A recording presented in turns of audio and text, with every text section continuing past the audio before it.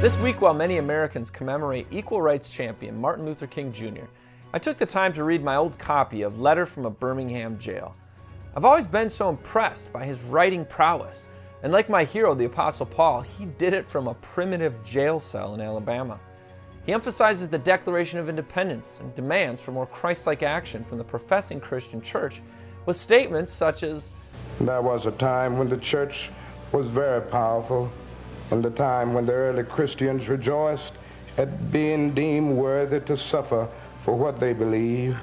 In those days, the church was not merely a thermometer that recorded the ideas and principles of popular opinion. It was a thermostat that transformed the mores of society." By their effort and example, they brought an end to such ancient evils as infanticide and gladiatorial contests. Things are different now.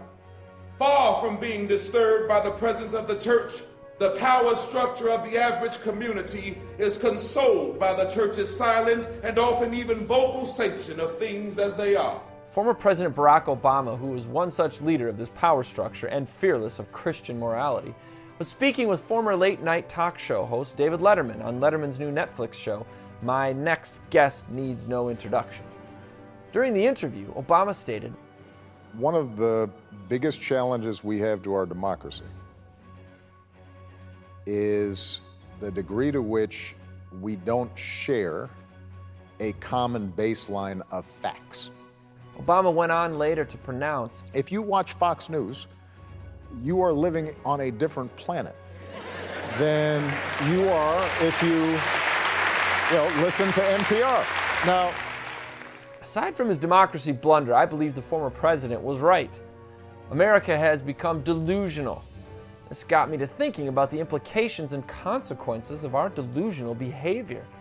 Now, Webster's 1828 dictionary defines delusional as a misleading of the mind, an error or mistake proceeding from false views.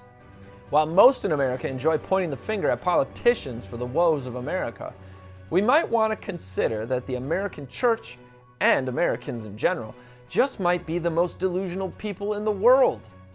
And our delusions are dangerous. For example, delusion 1, we could form our government acknowledging that God is the source of our rights and our law, then steadily ignore him for generations and expect to prosper.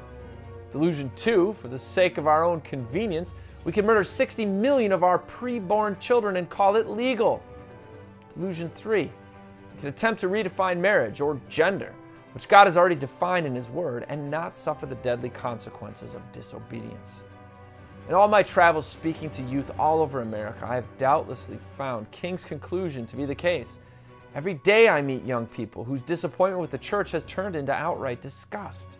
Like King, we believe if today's church does not recapture the sacrificial spirit of the early church, it will lose its authenticity, forfeit the loyalty of millions, and be dismissed as an irrelevant social club with no meaning for the 20th century.